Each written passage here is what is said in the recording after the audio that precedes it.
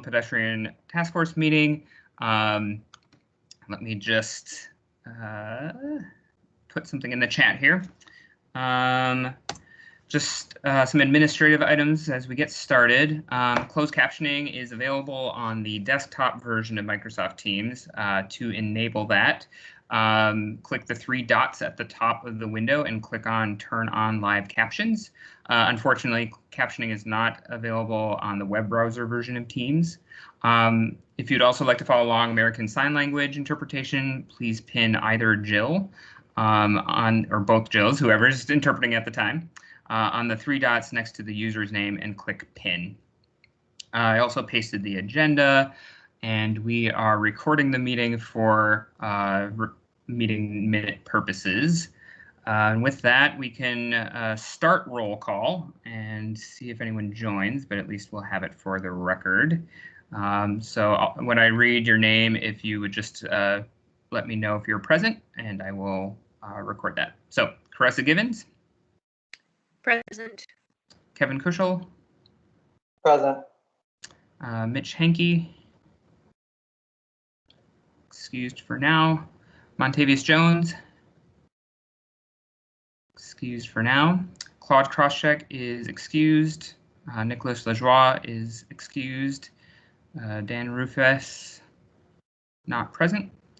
Cynthia Tayez. Present.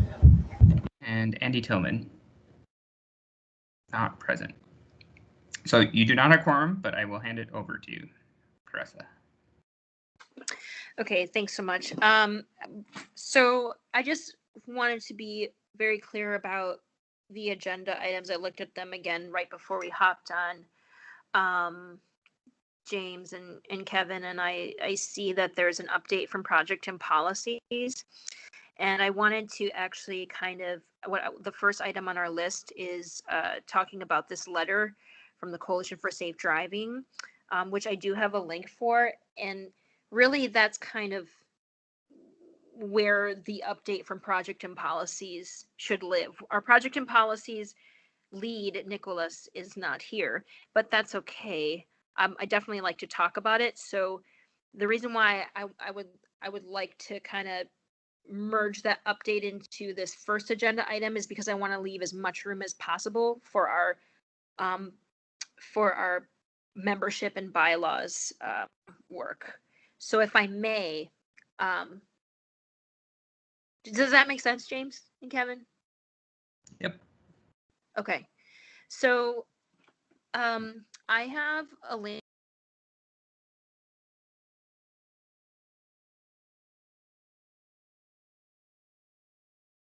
Chris, I think we lost your audio. Can you hear me now? Yep. Okay, I just realized that this new computer is really fussy when it comes to me going to different tabs. But I put this link in the chat, and it is a letter that was composed by the Coalition for Safe Driving. Actually, Professor Schneider, Bob Schneider, put it together with in collaboration with them regarding ARPA funding. Now, I just want to let everybody know, I think many of you may know this already, but I think the council has regrouped to discuss the future of some of the initial funding, or at least part of it, like today and tomorrow.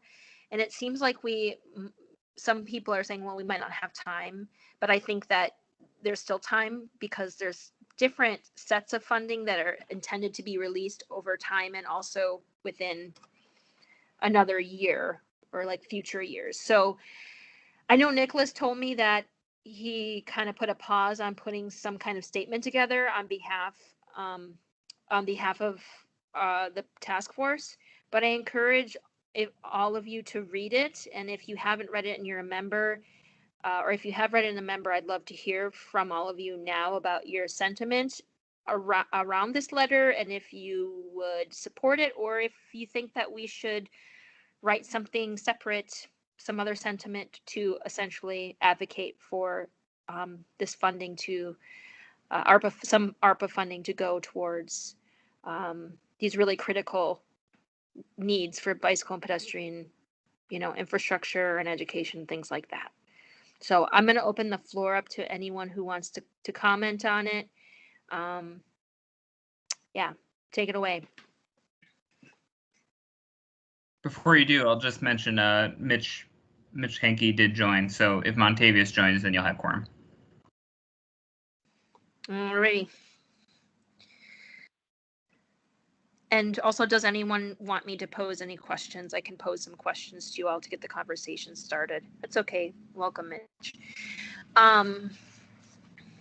So I'll just kind of go over this then, if you are, and let me know if you cannot access the link. But essentially, there was a proposal put forth by Mayor Barrett that essentially said that we're going to put a certain amount of funding to the tune of, I think, $6 some odd million towards reckless driving, and a large portion of it was discussed in relationship to a lot of pedestrian related upgrades, which is great. On behalf of the Bike Fed and Milwaukee Safe and Healthy Streets, we put together a letter, which is a link within this letter, saying basically we'd like to see this funding go towards bicycle and pedestrian upgrades. And the letter that you see comes from the coalition, and it does include information on enforcement, which was a part of the original proposal by the mayor. But there are some specific things that the group is asking that have a little bit more to do with accountability regarding data and how that data informs decision making. So that's kind of a little rundown. And we need to decide, we can't necessarily vote on it now, but we need to decide if we want to support it or do something, or do a little something on our own. And I don't think it's ever too late to do it. So I mean, yes and no, but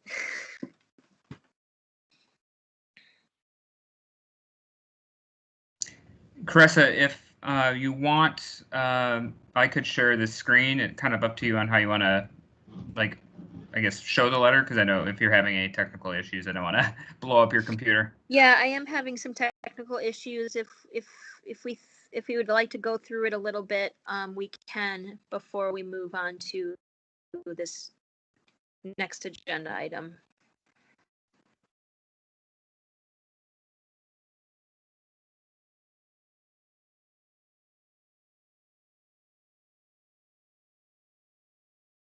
So it should be on the screen.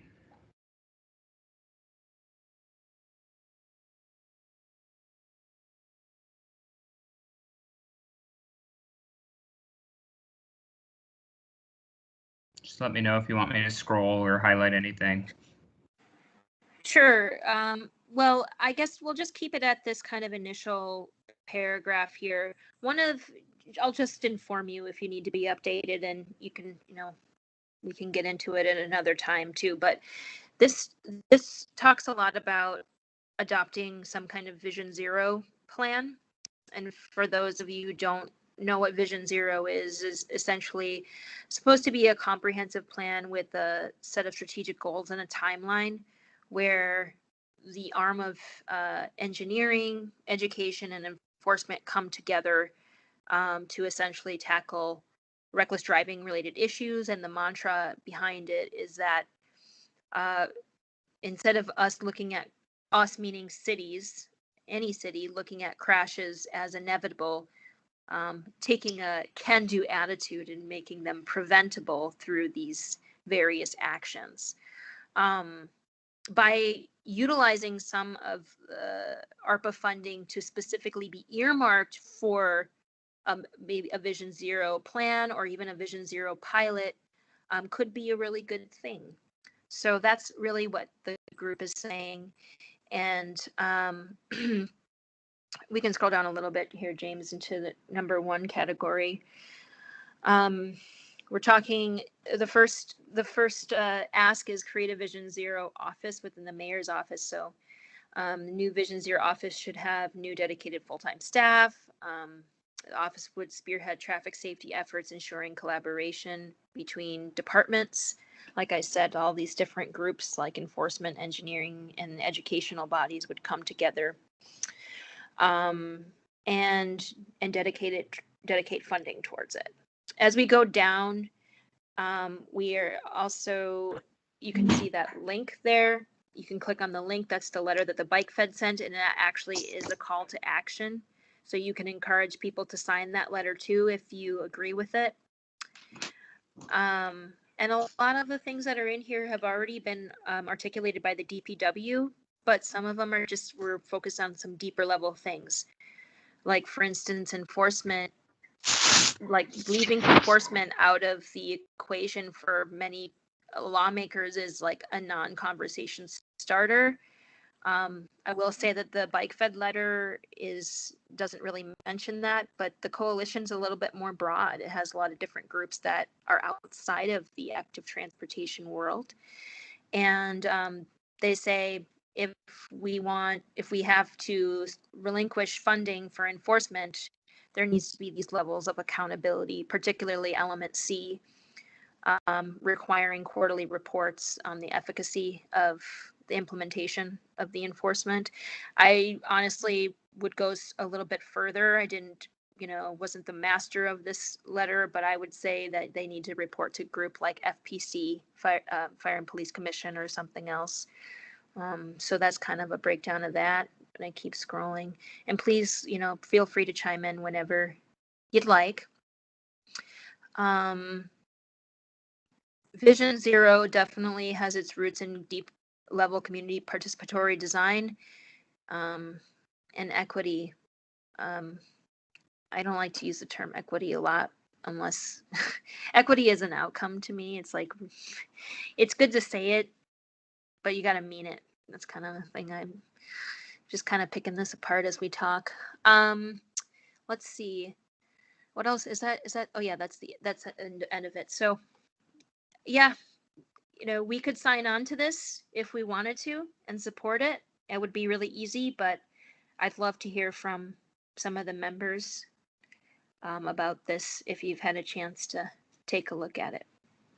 And I should have mentioned up top, if anyone has any questions or wants to participate during the meeting, just raise your hand or drop your question or comment in the chat, and I'll make sure to let the folks, Caressa, know.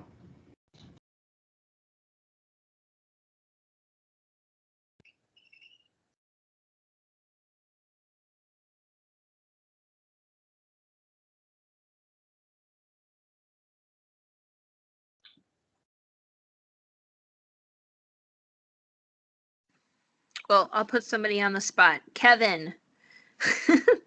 I know we talked about the direction of this group in relationship to supporting some kind of ARPA decision around the topic of pedestrian and cycling experiences in Milwaukee. And, like I said at the top of the item here, I don't think it's too late to support anything. So I'm wondering how you feel about composing something in addition to or supporting something like this letter. So in this case, I don't think it's going to be necessary for us to compose something separate than this. I think because this doesn't go nearly as far as maybe you would want it to go, but it does seem kind of neutral. In other ways, I don't see an issue with this, with us signing onto it if we so decide to. But obviously, we need quorum to be able to decide to sign on to this. I like the letter as it is. I just read it. I don't think I would change anything on it. I don't see DCE opposing this either. So I would feel comfortable voting on this. Same, yeah, I feel good about the letter, and I would rather err on the side of doing it sooner, even if I think any changes we make would probably be relatively minor, and I'd rather get this in front of the recipients sooner. Yeah, that's good to know. Well, and just to let you all know, this letter was sent out already, but there's no harm, in supporting it. Cynthia, you have your hand raised. Yes, I know I should mention that, we also, when we talked in the other committee, the subcommittee with Nicholas, I know we touched briefly on a lot of what the letter already talks about without necessarily knowing about the letter just yet. So I think it's definitely one of those points where I would also feel comfortable supporting it.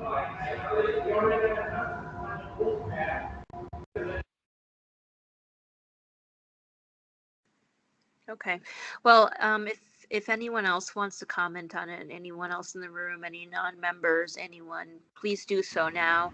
Otherwise, Jake, did you want to say something? Yeah, I was gonna say it's Urban Milwaukee put out an article just today about the process this morning that the council kind of voted on as far as the process for this. And it seems like the council seems like they want to do it separately, not as one large big spending bill. And council members will have opportunity to like present their suggested items to use ARPA dollars on. So I just wonder if what the strategy might be. Is it trying to pressure or coerce or convince or ask politely a member of the council to to kind of take it on as a sponsor presenting it, or if it's kind of going through the mayor and having him kind of adjust his ask. But it seems like they're all going to have to kind of be individually approved by the council, of course, which could all get thrown up in the air if he leaves for Luxembourg. So yeah, that's a good update. Thanks for reminding us. We at the end of July, we learned that basically the council kind of wanted to walk back the mayor's summer plan and be a little bit more thorough. They were expecting a community engagement plan, et cetera, and I think today sounds like Jake. Today was a day to discuss process, but that doesn't still mean that it's not moving along, probably at a decent pace. So, I think, Jake, when you and I talked to Alderwoman Dimitrievich, she did mention, just make your big asks. And I think discussing and finding some kind of sponsor would be appropriate. So if anyone has any ideas, maybe it's more of a committee that this particular group has to go to instead of a particular alderperson. Please let me know. I mean, I have people in mind who those people would be. I think many of us do, but if you have any suggestions, you can message me or we can talk about it now. And we've only got like a few more minutes before we can head into this enabling legislation discussion. So thanks for that reminder, Jake. Yeah, I just want to add, well, I'm sorry, I just want to add one thing on that, and then I'll yield my time. I mean, have we talked with any of them about what they would want? Like I get it, like we're asking stuff, but I think has any of council members kind of said, I'd love to get this project, or I'd love to see this too, that we could like add to our ask or clarify our ask?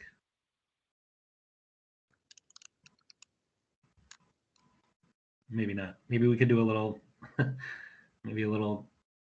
don't know. I mean, I wonder what the process will be for finding out what they're going to ask before they've actually asked it, for all of the funds. Anyway, something to think about. So sorry for interrupting a little bit there.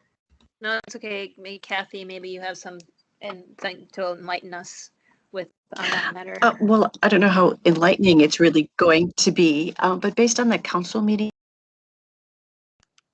today, the plan that they've adopted, process that they have adopted so far, involves the council members having to submit their requests for ARPA funding by October 1st.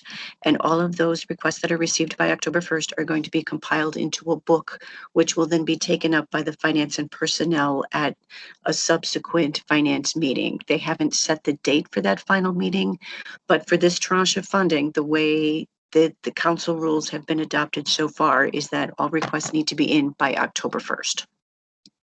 So you would need to find an alderman to sponsor it and to make that request to the Legislative Reference Bureau so that we can draft something. That's kind of where we're at right now in terms of process for this first round of funding.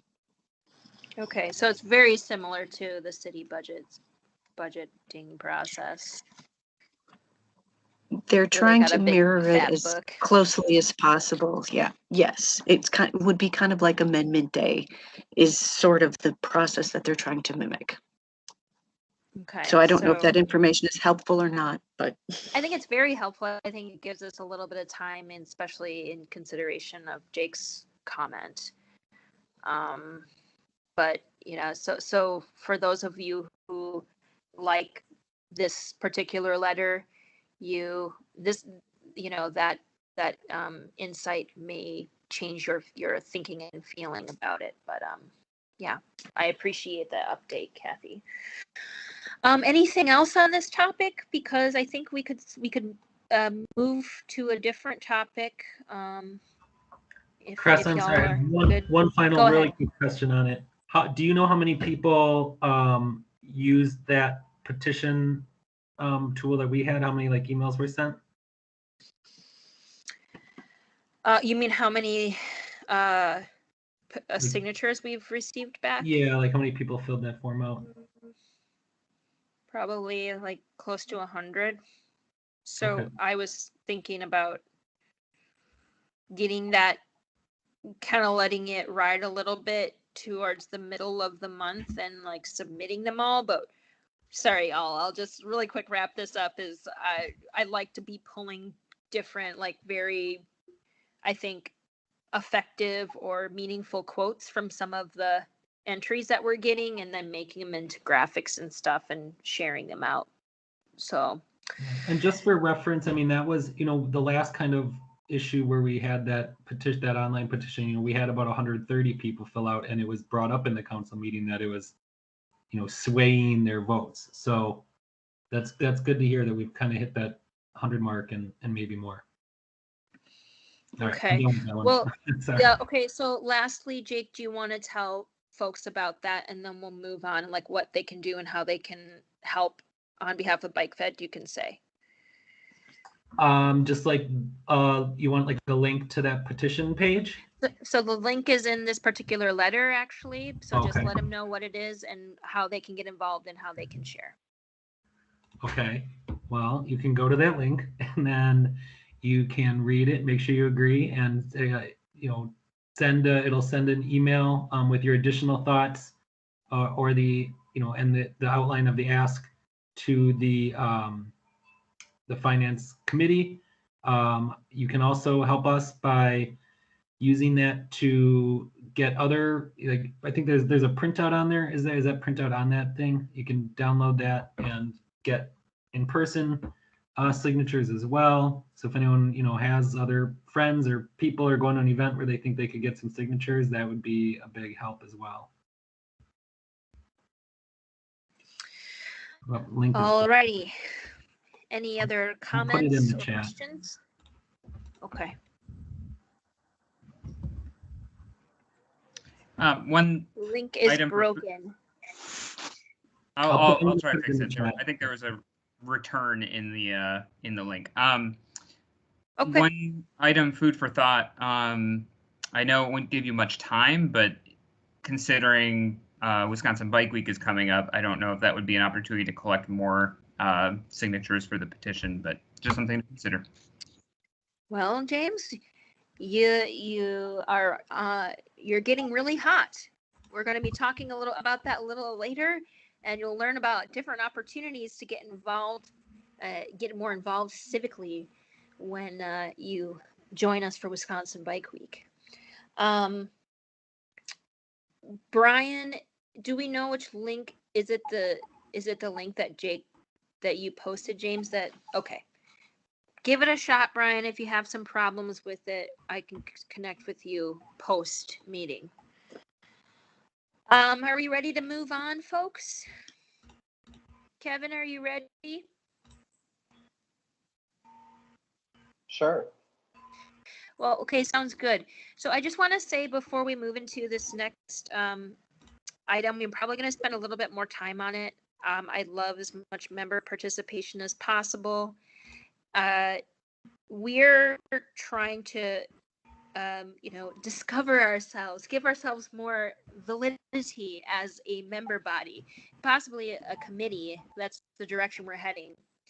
But Kevin, our vice chair, and Kevin, thank you for sitting in for me last month, and Kathy have been doing a lot of hard work to put together some enabling legislation as a draft so that we can change things up. And I really appreciate both of you for the work that you're putting in. So without further ado, I'm going to pass it over to Kevin, and Kevin can explain what's going on and what we need to do to take it to the next step as a group. Thanks. James, would you be able to pull up the draft enabling legislation? And Yep, share give me 1 that? second. Thank you. While he's doing that, I just want to take us back to the start of the year when we started doing the mission and vision exercise. And out of that, we came up with a mission that was a little bit more, what were the words? We were a little bit more relevant, and we had more impact with the city policies and stuff. And as the Bike Ped Task Force, we won't be able to really do that. But as the Bike Ped Advocacy Committee, or BPAC, we would be able to accomplish more along the lines of what we saw ourselves doing in the mission and vision exercise. So to that end, we have started to write up this draft legislation. And I believe this was sent to all of you, advisory committee. Did I say something else? BPAC? Okay, well. You said advocacy committee. I meant advisory committee. It is definitely not an advocacy committee. That is different. I'm sorry. Thank you for the correction. Better be sorry. It's an advisory committee.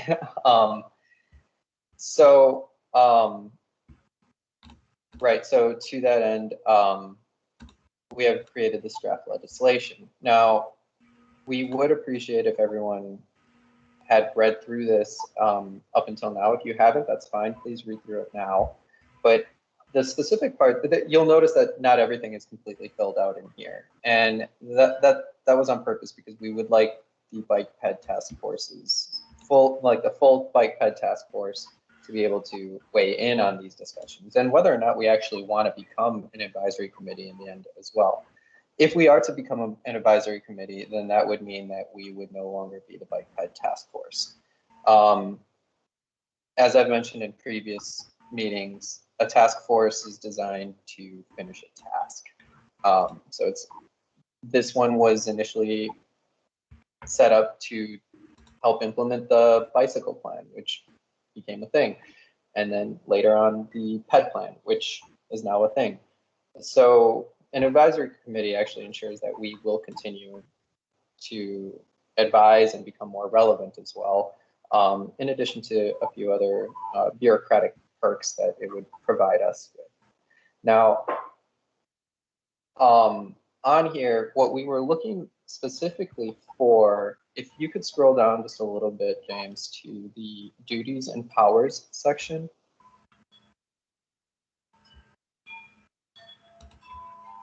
So this is the part that we were having a little bit more trouble talking about in our work group, the membership and bylaws work group. And we also felt that it would be much better if the rest of the Bike Ped Task Force weighed in on this.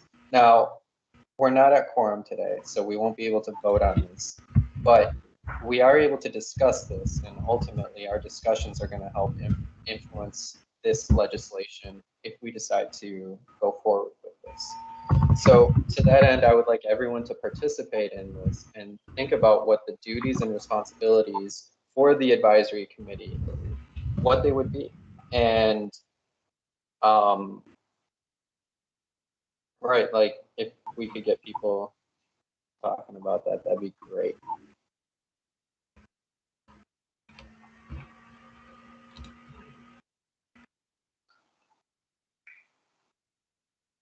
Yes, Carissa. So just to kind of hopefully get people started, is you can see that when Kathy originally drafted this, which I'm very appreciative, it was a bit ago. I think might have been in 2018. I don't know, Kathy, correct me if I'm wrong.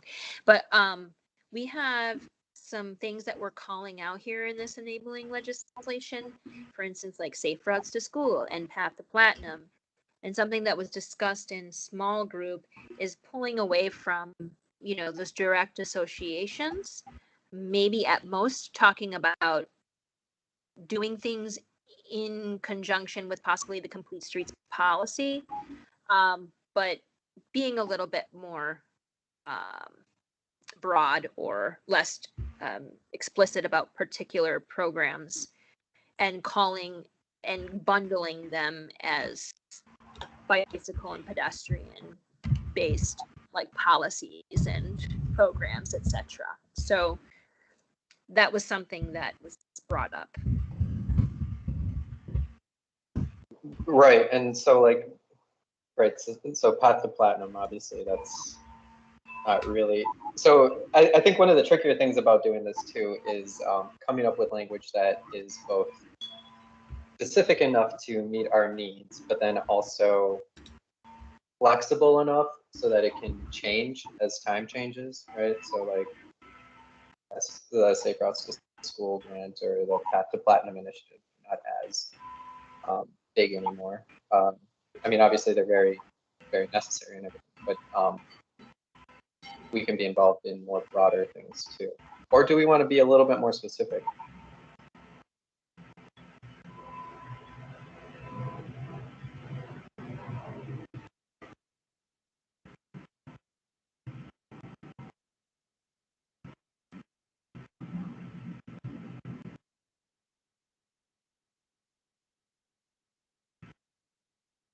Kathy has her hand raised. Hi, just from the position of someone who drafts the legislation, I really would recommend trying to keep these duties and powers as general as you can, because this is a committee that's going to be ongoing. It's not, you need to think beyond like this year, next year, even 5 or 10 years. And so the organizations are going to come and go. And so truly the more broadly that these can be worded, the better off you'll be, I think.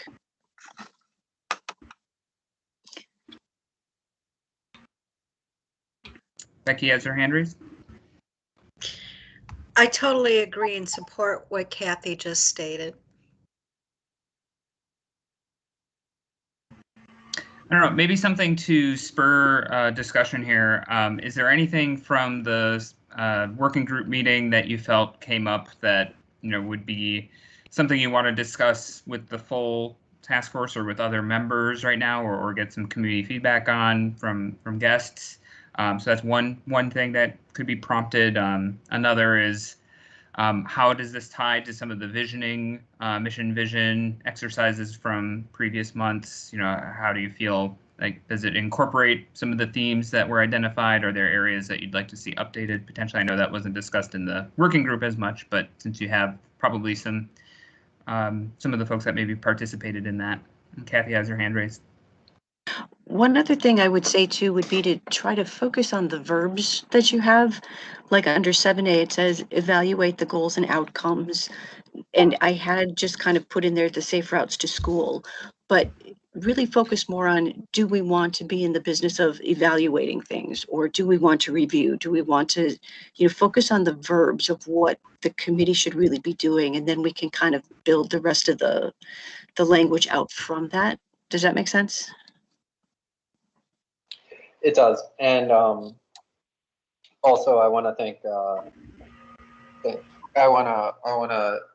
thank us for thinking about like the mission and vision and how does that relate to this. This is exactly where the mission and vision ideas would be coming in. So we had talked about how we want to be more relevant. What does that mean? How does that look like as a group? Does it mean like evaluating things? Is that what we're capable of doing?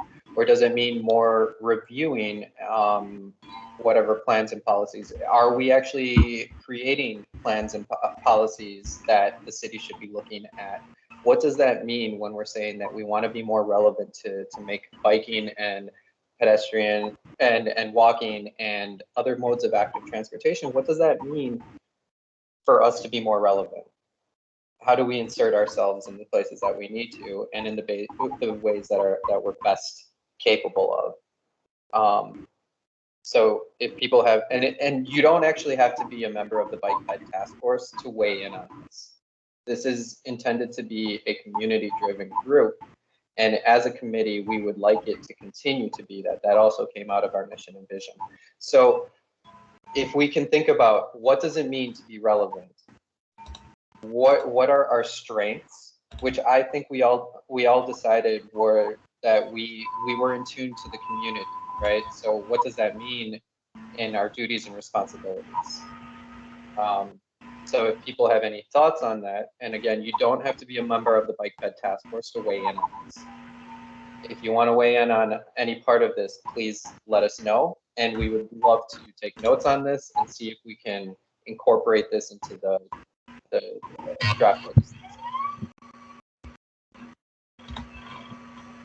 So Brian asks whether scooters are covered in this particular group. I will say yes. The majority of people who were surveyed recommended that scooters be brought into this group as like part of recommendation, and I would say a lot of it has to do with the fact that that scooter usage is using or required to use very similar infrastructure as cycling. However, we're in my opinion, I wouldn't necessarily explicitly use the term, and not say that that's what you're referring to, but I wouldn't necessarily explicitly use the term in the enabling legislation. But the concept of active transportation was brought up in relationship to utilizing the term bicycle and pedestrian.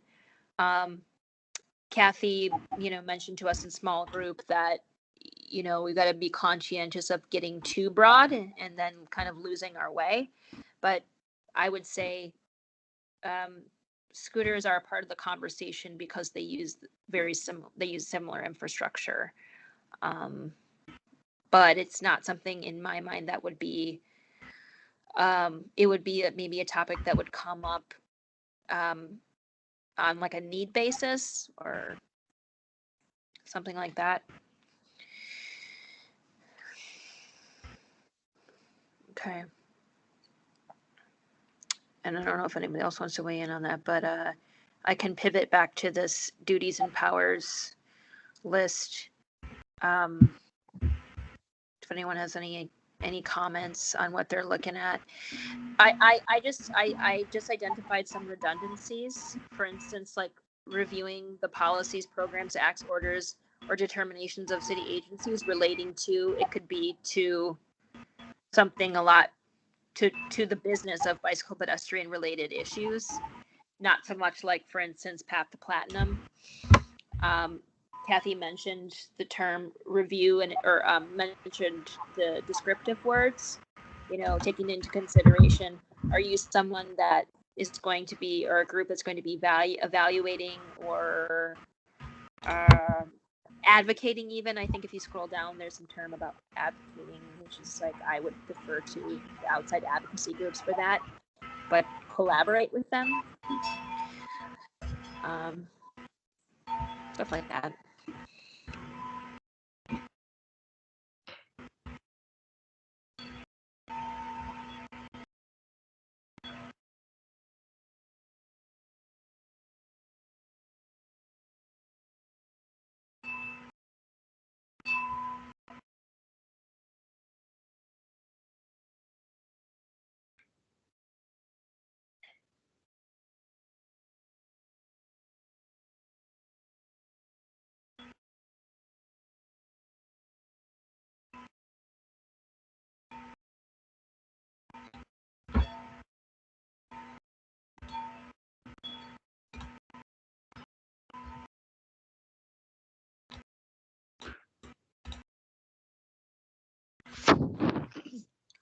Jake, were you going to say something?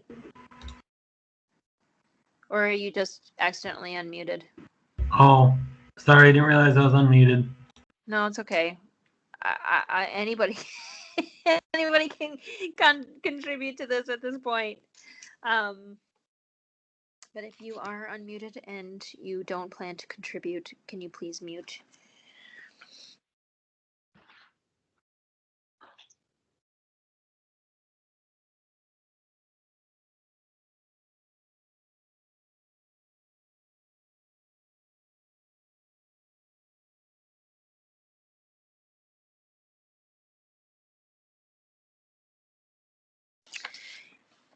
I mean, I can There- just start asking people how they see Yeah. the duties and responsibilities.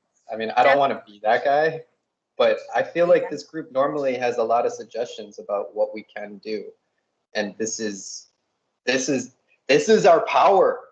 Like, we're defining our power. What do we want our power to be? Does anybody have any suggestions besides what we have here, or how we could modify this? Where else would we do it? Do we really want to evaluate goals and outcomes? How do we do that? Is that something that we see ourselves doing? Montavious, do you think we should do that?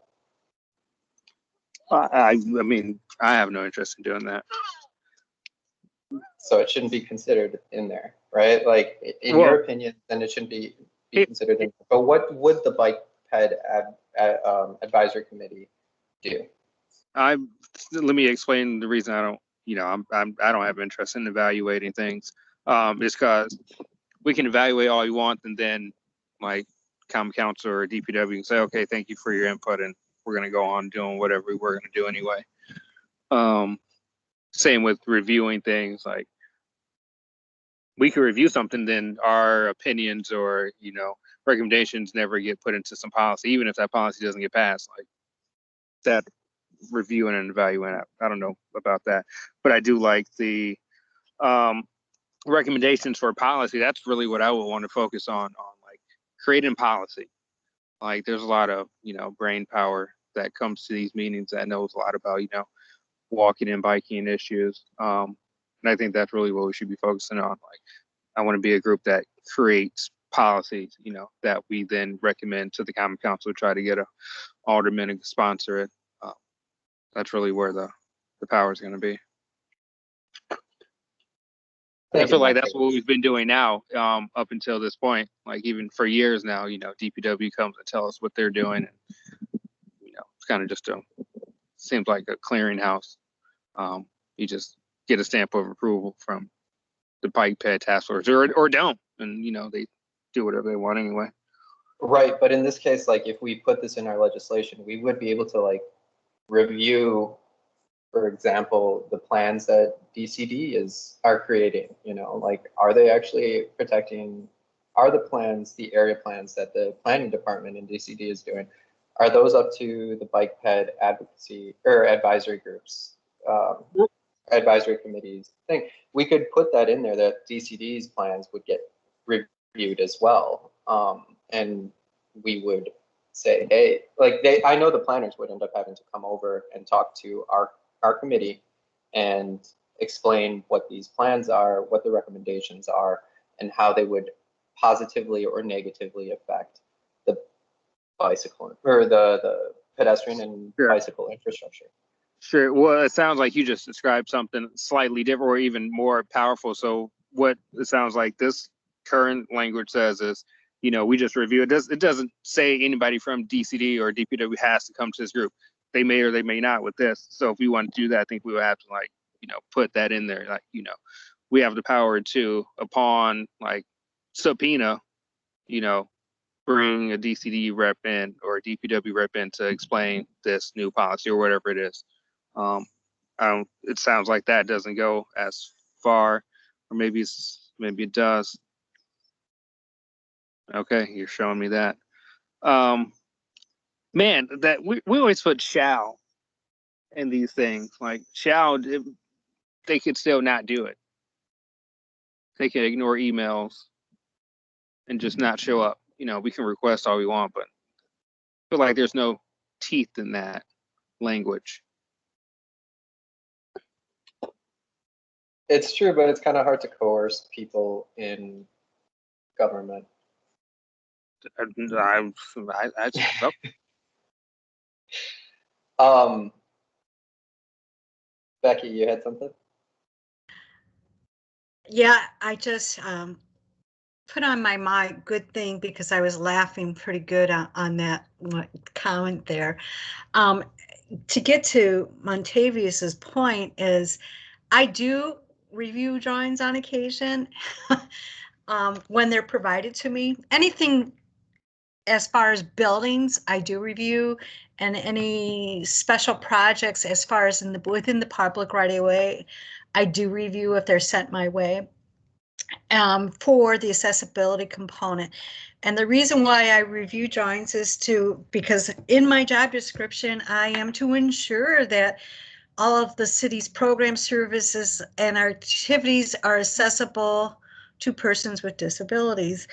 And unfortunately, sometimes my comments, even though I provide citation to federal regulations and guideline, or I should say standards, sometimes are not followed in that process of doing that review process. And when I do my review, I always include citations, always, always, always, always. And so what kind of mechanism, kind of like you said, we can send that out there, but how do we know that it's going to be followed, or someone's even looking at your comments or your emails? So that is the crux of the problem, the mechanism of following federal guidelines, following state statutes in the built world, in the architectural world, and not in the public right of way. You don't get a permit if you do not design per building code. There is no mechanism really that I'm aware of as far as in the permit. I mean, we do have our city ordinances and that, but also inspection that you will redo this if it's not built to the building code, but not necessarily, you don't have those same protections within the public right away. But James, maybe you can correct me and let me know if there is something that I am missing. And I guess my question is, how do we, within this, what mechanism do we have, or what can we look at as far as a mechanism to ensure that that does happen? Yeah, maybe if I could just reframe that a little bit too, if you'll humor me, is I think in the discussion of the enabling legislation, what is the quote unquote appropriate sort of duty for the committee? Because it's probably unrealistic in some respects to expect the technical expertise of the committee itself to be sort of assisting with the review aspect of it, or the evaluation of, meeting standards or guidelines, especially in terms of ADA. But is there a policy or an advisory, or, to Montavious's point, sort of a teeth aspect, or even when there's conflict, is the committee a potential resource to help resolve or navigate, kind of like the Equal Rights Commission is in terms of grievances and things of that nature?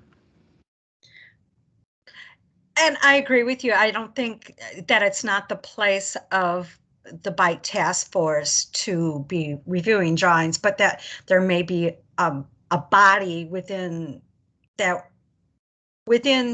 city that can do that, possibly do that. I don't know. And I know that might be getting into maybe some response in complete streets. And then, like you said, any conflict then be brought to the BITE Pedestrian Task Force. And then if there are concerns about equity as a measure, Clarissa, and inclusion, that maybe that be escalated to the Equal Rights Commission.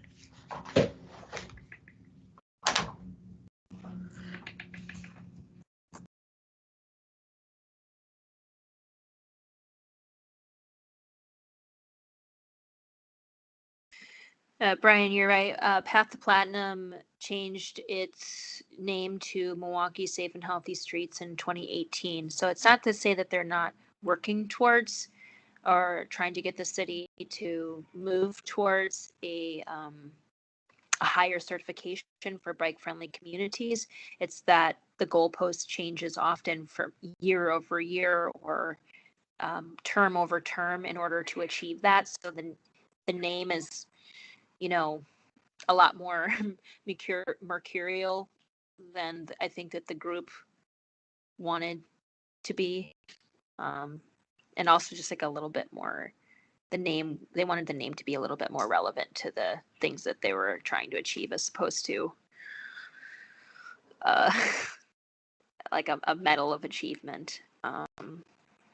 But in general, like for instance, it could be something to the degree of working towards a bicycle friendly community status.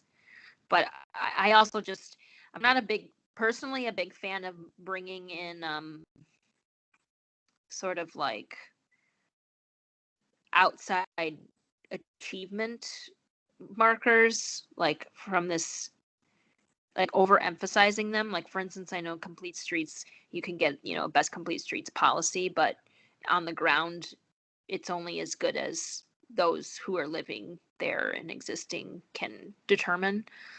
That's why I feel like we shouldn't be so descriptive about some of these things, but it's still a group. It's still a very relevant group. I did want to look at E. There was something else I mentioned in the work group about putting, even the way some of these things I could definitely see going away, or some of them are a little redundant, like they can be nipped in the bud. But something that I would also like to see in this duties and I think duties and responsibilities section is putting our commitment as sort of essentially liaisons or representation of the community at the top of this list, as opposed to towards the bottom. So like, for instance, working cooperatively to address community concerns and assist in achieving community vision and goals in a manner that respects the local context. Yes, that sentence could probably be reworked. However, I'd like to see things like that at the top. There's these little nuances in terms of how you prioritize, how essentially you're prioritizing your actions, even through legal documents. So that was one of my ideas. I don't know if anybody wants to talk about that, but. No, I think touching along those lines, the way that we were looking at this, and this came through the mission and vision of what the Bike Ped Task Force and possibly the Bike Ped Advisory Committee would be, is it's really, one of the things that we noticed was that it's really more community based. And this is really how we differentiate ourselves from other committees that the city might have. And so to that end, City of Milwaukee departments that would have people here, like myself, for example, I'm the DCD rep, right? In this case, the way that we're viewing this, the reps from the cities would be on like the committee, but they wouldn't actually be voting members. They would be kind of advisors to the committee that represent the different, probably the Department of Public Works and probably the Department of City Development and possibly other departments like maybe the health department or something. Those would be on there. They would continue to serve on these committees, but they would only be advisors and not voting members. And so this committee would actually just be made up of residents of the city. So I like the idea of putting that forward because that's really putting that, like prioritizing that within the legal document itself, because that's really where we find our strength. And we find our strength through our committee, our community, and our ties to the community. And that's how we'd like to continue doing that. So does anybody have any ideas on how that could look?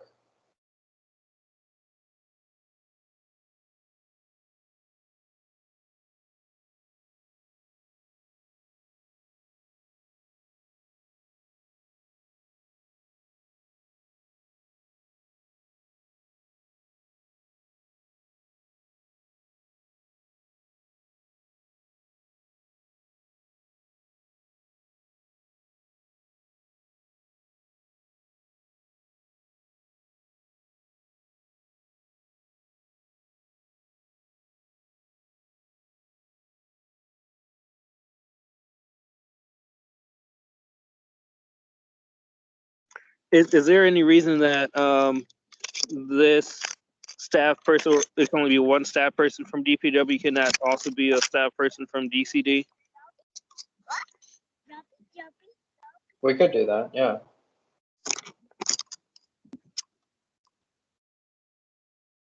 I'd like that because, I mean, I know DPW goes in and puts in all the infrastructure, but DCD really plans all of it.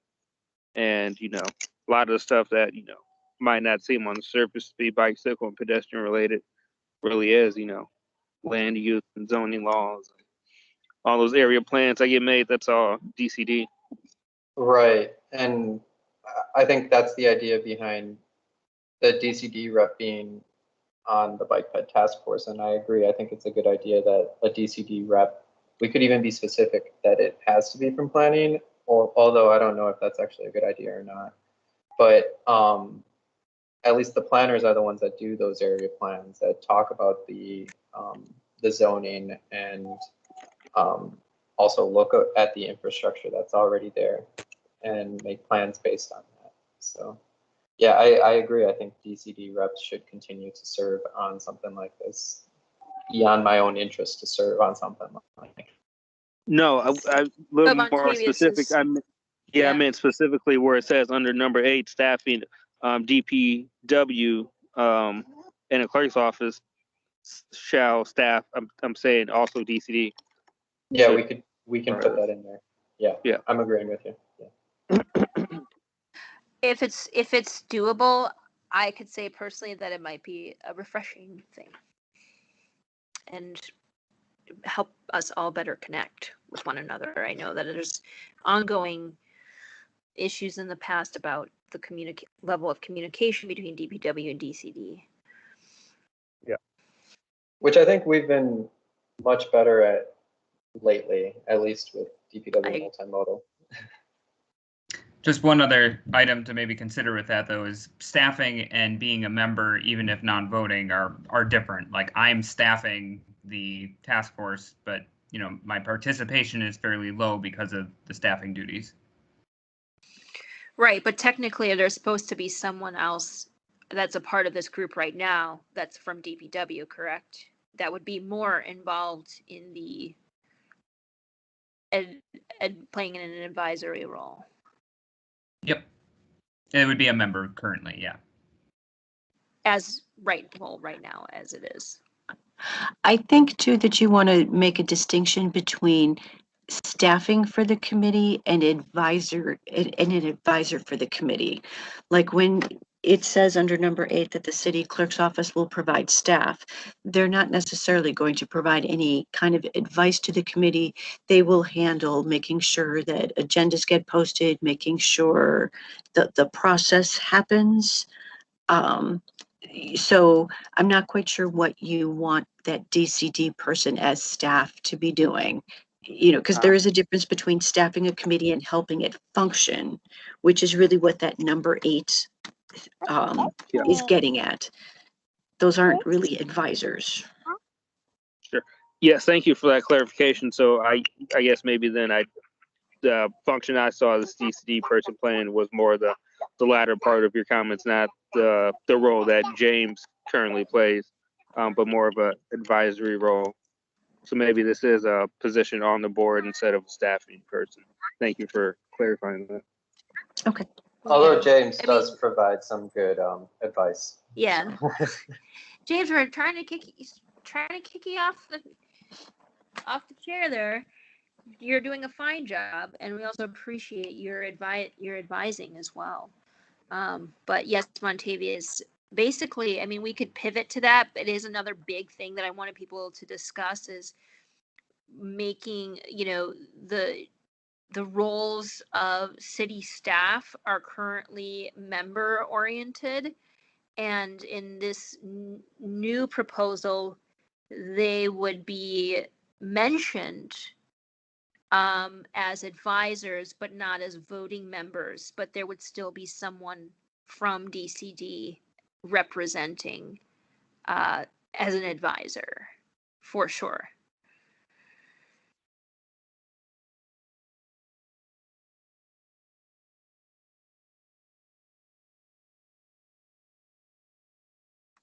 And the way the legislation is drafted right now, the language isn't super clear, but there are 9 voting members who are all like resident members at large. And then all of the other representatives, those would be advisory and non-voting members, assuming that's the direction that the committee wants to go.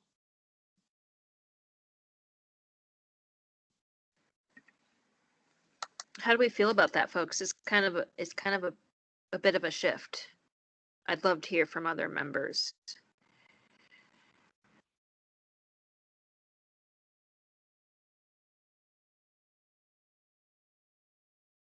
I guess like in their capacity as a representative from DCD, when they vote, I guess, does that mean they're voting on behalf of the entire department or just themselves individually? Honestly, I would love for that to be clarified. Because, I mean, I think my opinions tend to line up decently with the Department of City Development, but I don't know if I'm here representing the Department of City Development always, and the opinions of the Department of City Development, which might not actually be mine. We could put that in there to clarify that for the advisors themselves. Like, what purpose do they serve on here, and what are they doing? The general assumption in legislation of this type is that if someone is listed as a member, as a representative of a department, they are speaking on behalf of the department. They're not, they wouldn't or they shouldn't be voting their personal preference. They really should be representing what the department's official party line, for lack of a better word. Which is why there was discussion at the work group about making those representatives not voting members, because then it would give the resident members, they would be the ones who would be making the decisions. They could take in the input from the advisors and, get their advice, but then that citizen group would make the final decision. And then it also does kind of get rid of that conflict of interest between people who may have personal preferences as a member, but also fulfill a departmental role, because those can be 2 very, very different things. Right. And I'm happy to draft it any way you guys want. Just the way this is written, I was getting the feeling that there was kind of you guys were leaning towards having just the resident members be voting members and everybody else would be advisory. And I think that's the way that we want to go with this. We want the city department staff members who are representatives on this group not to have the voting, but they are to serve to provide the information and their specific expertise to the residents so that the residents are able to make more informed decisions on whatever they're doing, whatever the powers and duties are, right? So Cynthia says perhaps increase the number of resident members. Question, Cynthia, for you is increase the number of resident members with still having city staff acting as voting members as well, or just them acting only as advisors and increasing the number of residents?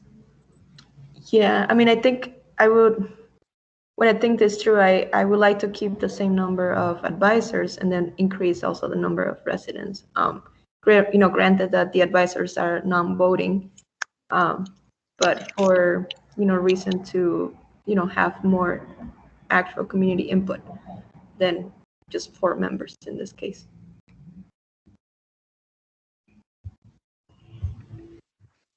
How do we feel about that? Anyone else? We have 9 at-large members, so resident members right now. That's the way the legislation is currently worded. How many active or how many board members do we have now that are not DCD, or I think it's just DCD right now? Or 8 resident members are available. Okay. Oh, well, you said available, but are all those slots filled right now? There's just one open vacancy. Okay. In that case, I mean, I feel like, you know, people aren't knocking down the door to get on the board right now. So I feel like, you know, if somebody wanted to be on the board, there's nothing stopping them. So I feel like everybody who wants to participate can at this point. So I don't see a need to expand those beyond the 9 that we have. And then also get concerned with a credibility issue if we expand the number of board seats and then they remain vacant and somebody looks at that, say like this board can't even fill the number of seats. I think we lose credibility when people see that. I think it would depend on how active we decided to become, though, too. So, I mean, if we're becoming more active and more relevant, then people are going to want to be a part of that. But if, you know, we're not doing much, then you're right. No one is going to want to be a part of it. I am interested in hearing from Mitch on why your rationale behind why the DCD and DPW reps should have voting rights as well. I think it would potentially lend some further sway if, you know, the the Department of Public Works, say, signs on to this letter that we're proposing, or, you know, whatever policy we recommend, you know, or DCD, like if they're behind it, that says a lot more than just community members. And if they're against it, you know, that's good to know too. They're on the record as being against it.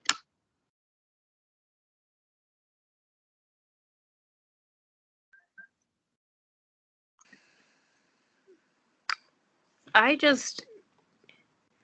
get concerned about like where I was coming from with that sentiment, Mitch, is that in the past, being a member, I felt like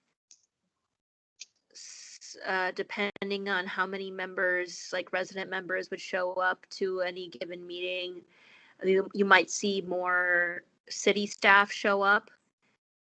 And I think that those individuals tend to know, I'll back up. I feel like sometimes those individuals can be very persuasive to the point where because residents may not be as civically savvy or need more time to think out a matter, they can get kind of overwhelmed in the discussions around bureaucracy, what people know is going to work, what people think is going to not work, or, you know, in moving things forward and being an advisor or just changing things up. And I think that the resident voice can kind of get influenced in a way where it's overtaken by maybe essentially the, like, how do I say it? Jadedness, like, of being a city employee. Sometimes, like, I've heard it all, and it's kind of like, oh yeah, well, that person knows that they know what they're talking about, so we should just go in that direction. And it's like, well, you know, they might also have like a commissioner that really sucks. Like, I'll just be real. And some of the things that are coming out of there, the culture, the language, might not be what we need right now. And I have personally been in a position where I'm overpowered by opinions of voting members that are staff. And, you know, it's only me in the room and maybe one other resident. And it's like, it's not something that's always super tangible, but it feels like it's an influence in a way that, you know, doesn't give the resident a time to ability to flex their civic muscles and grow and make better decisions. If that makes any sense. I do follow. I think it's that DPW or other city staff have the ability to have that much sway in an unhelpful way. I don't know that it goes away with just taking away their voting rights. They're still there in an advisory capacity. And I don't feel super strongly about whether or not city staff vote. It was just something that occurred to me. If nobody else is interested, I'm fine just moving forward. Okay. I appreciate that point of view, though. It's a different Yeah, point of view. I think it's really interesting topic. Mhm. This does bring Yeah.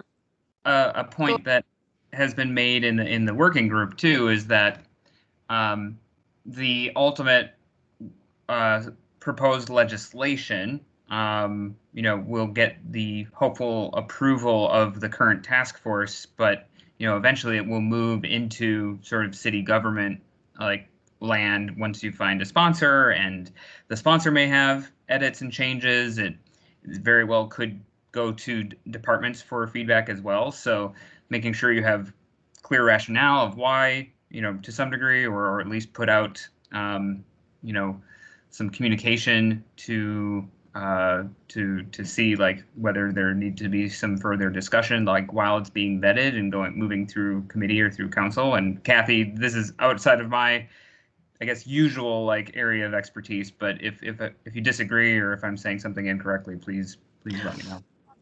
No, you're absolutely right, because basically this group can put together whatever they want for the legislation, and they can say who they want as members and what you want your duties and powers to be.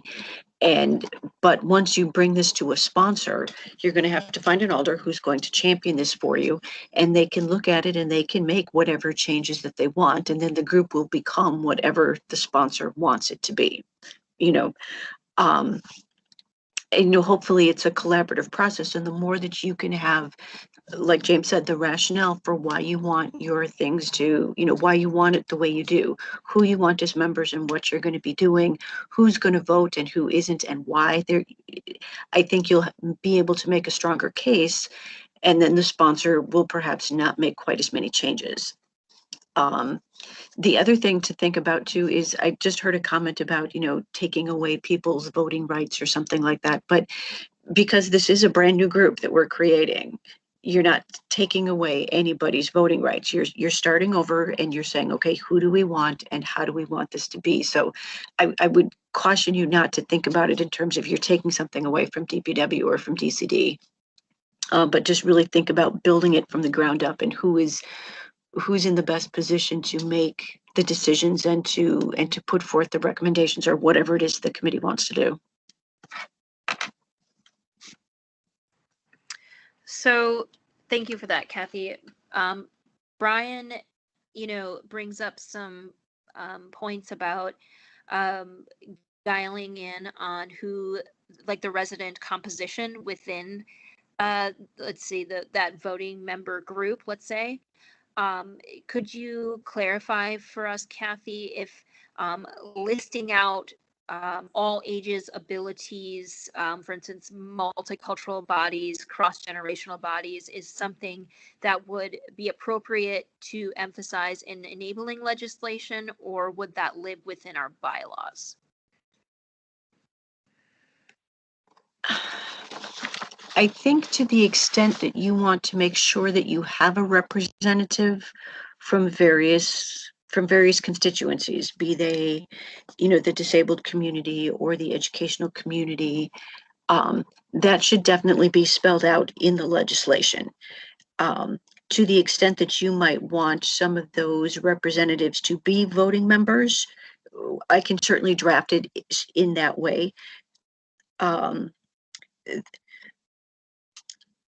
I think it would make sense to have some of those outside groups as voting members, and maybe keep like the city departments and those official agencies, keep those more of an advisory role.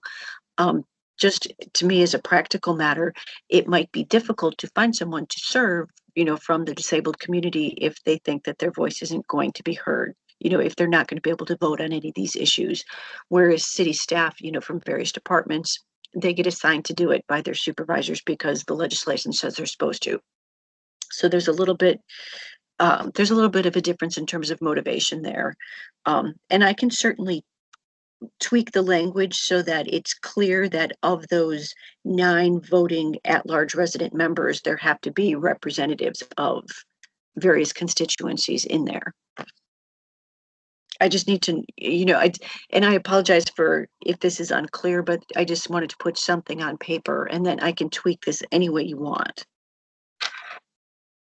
Yeah, no, Kathy, I appreciate greatly that you put this together. I mean, I'm pretty sure none of us could have. So, like, yeah, thank you.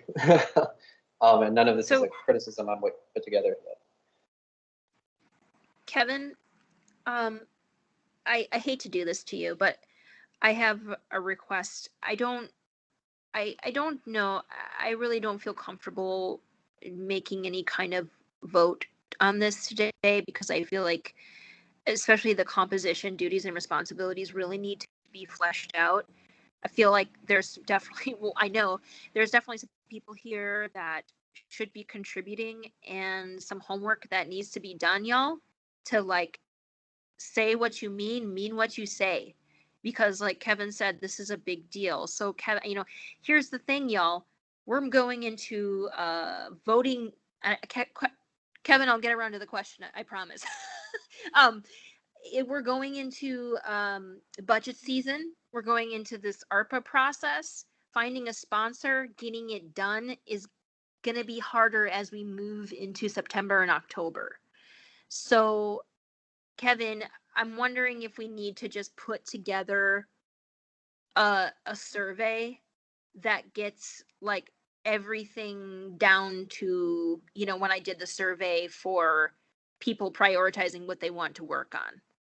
Just to like, I basically want this kind of like redrafted based off of that feedback, because today I feel like we had a decent discussion, but at the same time there's people missing, and I feel like we need to be a little bit more assertive or absolute about some of the things that need to be here. So if it's easier for some of you to just be, look at slide 1 or 2, A or B, something like that, so we can whittle this down and get it done, then so be it. I'm wondering how you feel about that.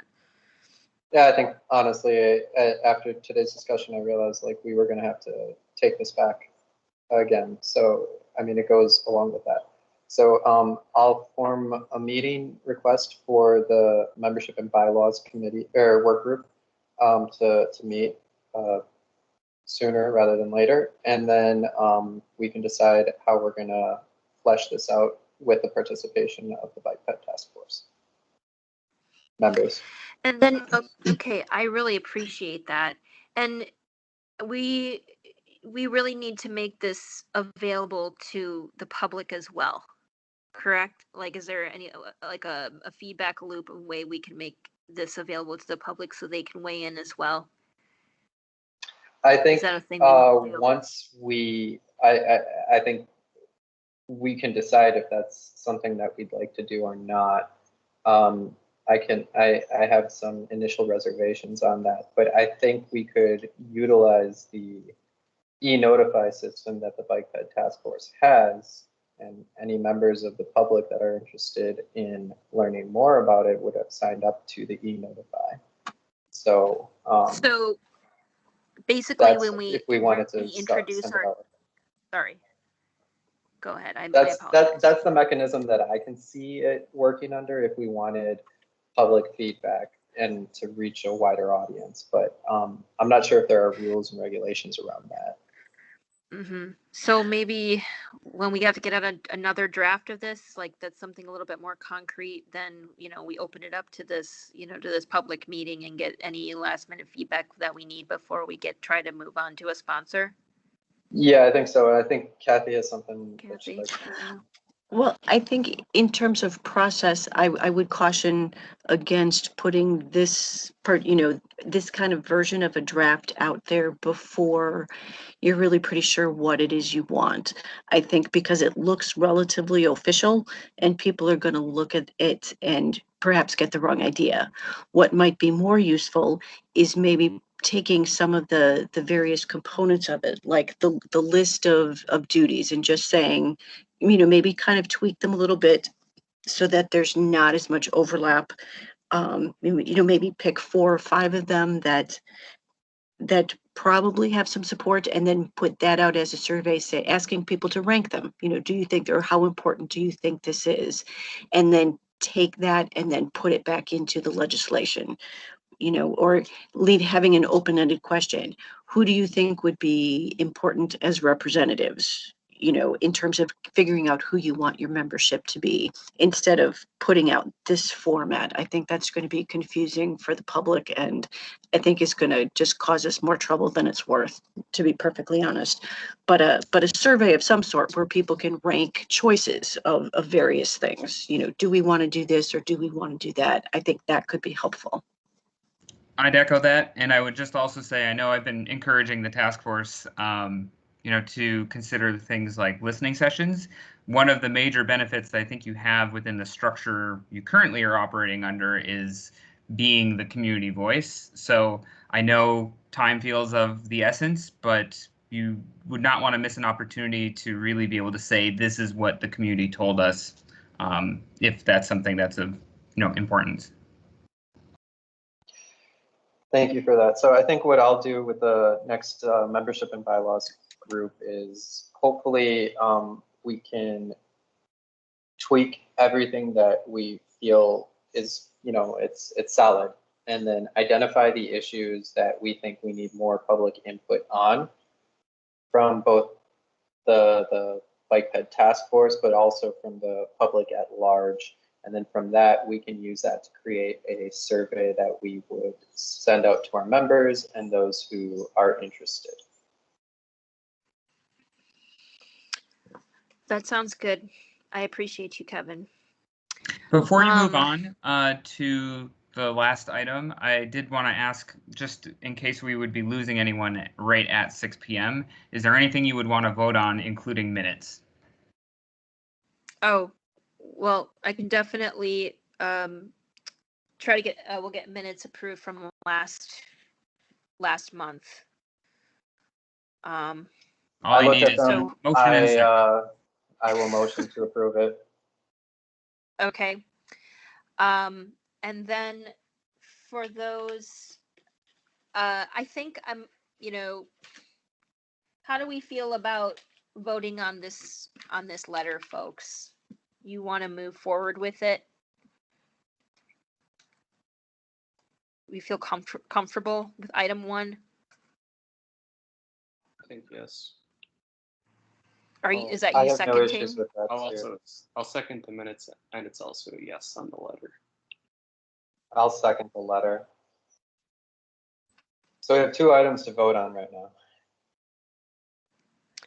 For all those in approval of the Coalition for Safe Driving's letter to the Finance Committee and Office of Equity Inclusion, you can vote aye in the chat or verbally vote aye.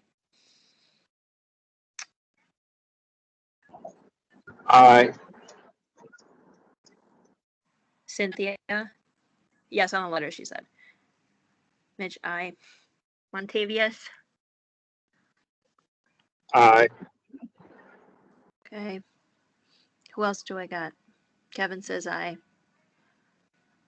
And then I don't know who else I have, but I think I've received a second, but please just redo the second, and then we can move on from that.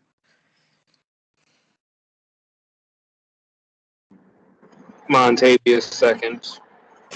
Okay, thank you. Yay. Are we good, James? Yep, thank you. Okay. Yeah, we've got just a minute here. Quickly, folks.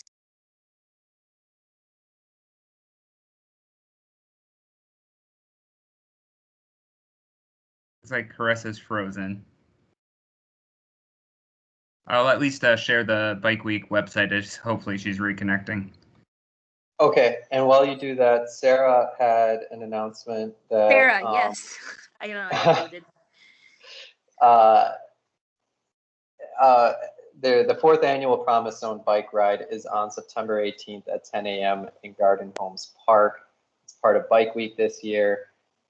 I've actually been a part of it. It's fantastic. I highly encourage anyone who's interested in going.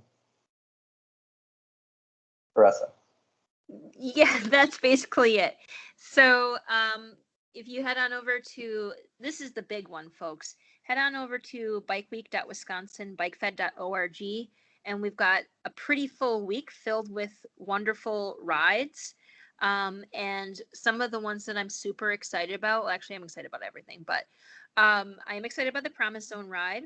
I'm also excited about the open house with 16th Street Community Health Centers, and James is a project manager for the Future of Washington and Scott Bike Boulevard. We're going to be doing a walk and a ride, and it's the last open house. So anyone that you know that travels through the area, lives around the area, if you travel through the area, you got to get there and you got to weigh in.